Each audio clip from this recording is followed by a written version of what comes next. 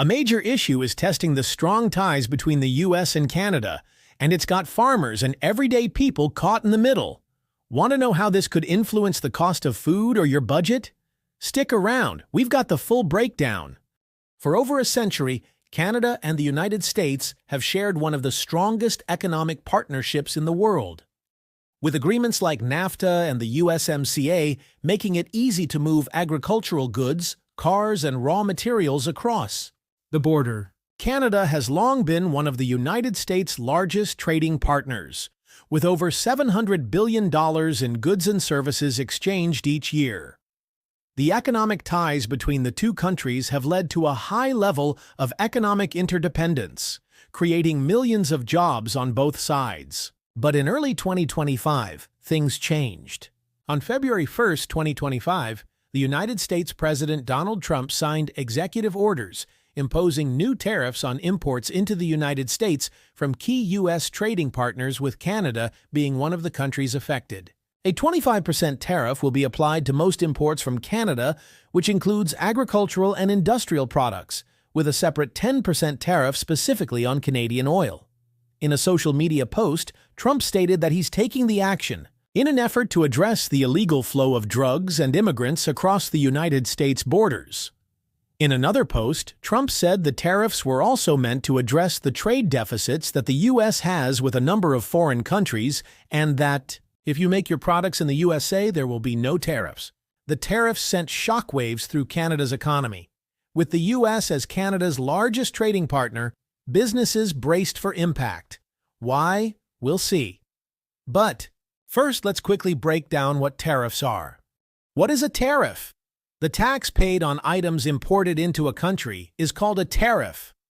That is to say, tariff is a tax that the government of a country charges or imposes on items such as cars brought into their country from a different country. For example, if the U.S. imposes a tariff on car imports and a business situated in the U.S.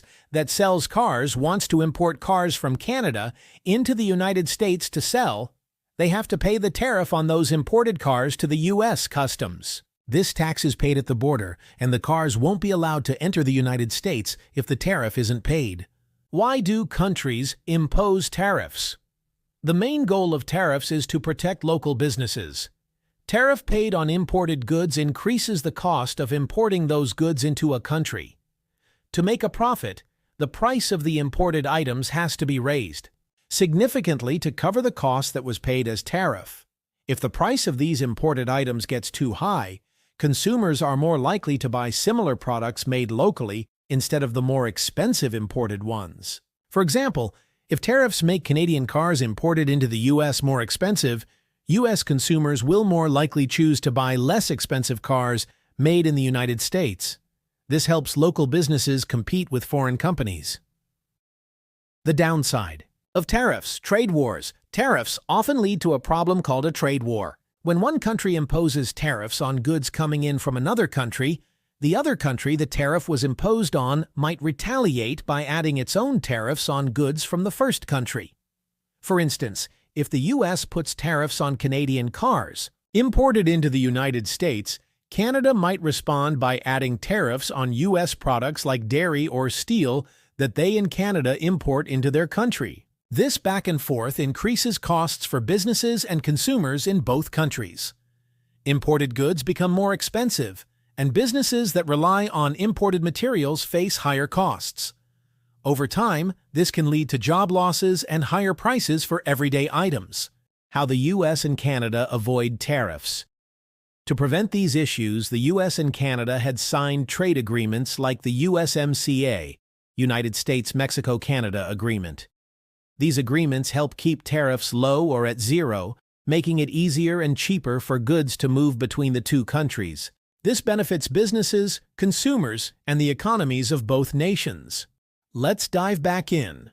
On February 1, 2025, President Donald Trump signed an executive order slapping a 25% tariff on Canadian imports. Canada wasn't about to sit back and let it slide without a response. The Canadian Prime Minister Justin Trudeau responded by imposing retaliatory tariffs on U.S. goods like corn, soybeans, and beef being imported by Canada. And now the stakes are high for both nations, as rising prices, strained supply chains, and economic uncertainty loom in the horizon. Look, Canada has a choice. They can keep dealing with these tariffs, or they can become a U.S. state and enjoy no tariffs, lower taxes, and better health care. It's a win-win. What I'd like to see, Canada become our 51st state. Yes, you heard that right. President Donald Trump floated the idea that Canada could join the U.S. as its 51st state to avoid tariffs and gain access to the United States health care. Naturally, this offhand remark sent a wave of backlash across Canada. Politicians, analysts, and citizens alike were stunned. Was Trump serious, or was this another bold negotiating tactic? The Canadian Prime Minister Justin Trudeau responded saying, "Canada is a proud, independent nation. We are not and will never be a U.S. state. We will defend our economic and national interests." While the media had a field day with Trump's 51st state comment, the real question is, what happens next? And why would Donald Trump even suggest that? Let's see. You see, Canada is one of the most resource-rich countries in the world, possessing vast reserves of natural resources that have long been essential to the global economy. If Canada were to become the 51st U.S. state, the United States would gain direct access to these resources, eliminating trade barriers and securing a steady supply of crucial raw materials. However, the U.S. already benefits significantly from Canadian exports, as Canada has historically been one of its largest suppliers of natural resources. Some of the natural resources possessed by Canada include 1. Oil and natural gas. Canada has the third largest proven oil reserves in the world, primarily located in Alberta's oil sands. It is also a top producer of natural gas. The U.S. is already the biggest buyer of Canadian oil, importing millions of barrels per day through an extensive pipeline network, including the Keystone system. If Canada became a U.S. state, the American government would no longer have to negotiate import prices or worry about energy security from foreign suppliers. 2. Lumber and forestry products. Canada is the world's second-largest exporter of softwood lumber, a critical material for the U.S. construction industry.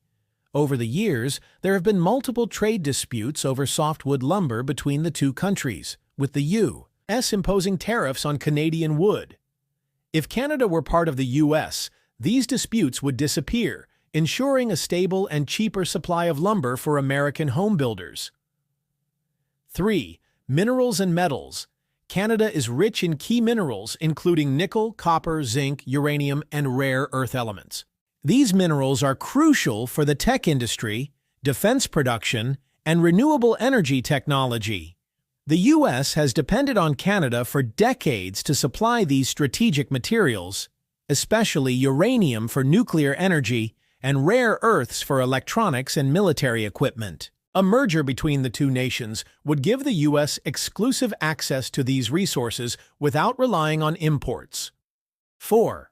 Freshwater resources. Canada holds approximately 20% of the world's freshwater supply. While the U.S. has access to significant freshwater resources, states like California and Arizona have faced severe water shortages. A U.S. Canada merger could lead to large-scale projects, redirecting Canadian water to drought-stricken regions in the U.S. 5. Agriculture and food production. Canada is a global leader in agricultural exports, including wheat, canola, beef, and seafood. The U.S. already imports a significant portion of its food from Canada, but trade restrictions and tariffs have sometimes complicated this exchange. As a U.S. state, Canada's agricultural industry would integrate fully into the American food supply chain, ensuring stable prices and availability of products. While Canada already supplies much of its natural resources to the U.S., merging the two nations would eliminate tariffs, trade barriers, and geopolitical concerns over resource security. However, the idea of merging with the U.S. is a non-starter for Canadians, who fiercely value their independence, cultural identity, and sovereignty. The proposal not only oversteps the boundaries of Canada's self-determination, but also ignores the deep-rooted pride Canadians have in their nation.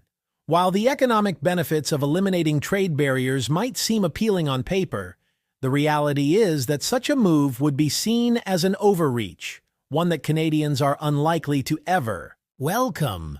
Amid growing tensions over U.S. tariffs and controversial suggestions that Canada should become the 51st state, Canada is pushing back fiercely. Prime Minister Justin Trudeau has begun shifting focus towards strengthening trade ties with Asia, signaling a strategic pivot away from heavy reliance on trade with the U.S. Meanwhile, Canadian citizens are making their voices heard through grassroots actions, with many boycotting U.S. goods in protest. This dual approach, governmental trade diversification and public resistance, highlights Canada's determination to assert its independence and protect its economic interests. Canada and the U.S. trade billions in agricultural products annually. If tariffs, restrictions, or political friction escalate, it could lead to the following. 1. Higher costs for farmers. Many U.S. farmers rely on Canadian fertilizers, grains, and livestock, while Canadian farmers import equipment, feed, and seeds from the U.S. Increased tariffs would drive up costs for both sides. 2. Export barriers. If Canada reduces reliance on the U.S. and shifts exports to Europe or Asia, U.S. farmers could lose one of their largest buyers, leading to surplus crops and lower profits. 3. Supply chain disruptions. Trucks, rail shipments, and trade routes could face delays or increased costs, making it harder to transport perishable goods like dairy, meat, and produce efficiently. 4. Higher food prices. Canada imports many fruits and vegetables from the U.S., especially in winter. If trade barriers rise, food costs in Canada will increase, forcing Canadians to find alternative suppliers. 5. Raw material shortages. Many U.S. food industries rely on Canadian grains, beef, and dairy for processing. Restrictions could make some foods more scarce, leading to higher prices for bread, meat, dairy products, and processed foods. 6.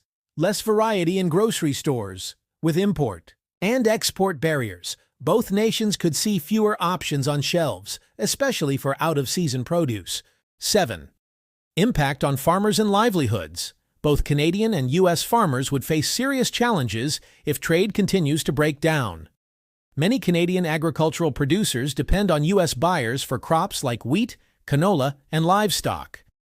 If the U.S. imposes more restrictions, Canadian farmers will struggle to find alternative buyers quickly. Similarly, the U.S. exports billions in corn, soybeans, dairy, and meat to Canada. If Canada seeks alternatives to U.S. products, U.S. farmers could see excess supply, lower prices, and revenue losses. Small family-owned farms, especially in border states like North Dakota, Minnesota, and Michigan, could face severe financial hardships. 8. Long-term shift in agricultural trade partners. If relations worsen, Canada might look beyond the U.S. for food imports and exports. Canada has already been expanding trade deals with the EU and Pacific nations. If they secure new agricultural partners, U.S. farmers will permanently lose market share. Similarly, the U.S. may start importing more from South America or Asia, reshaping global food trade patterns. A lose-lose situation. If the trade dispute between the U.S. and Canada continues, we're looking at increased costs for consumers, job losses, and supply chain disruptions on both sides of the border. Politics may be driving the fight, but it's farmers and families who will feel it at the dinner table. The stakes are high, and finding common ground is crucial to avoid long-term damage to both economies. How do you think this trade dispute will play out? Let us know your thoughts in the comments below. And if you found this breakdown insightful, don't forget to like and subscribe for more in-depth analyses like this one. Thanks for watching, and see you on the next one.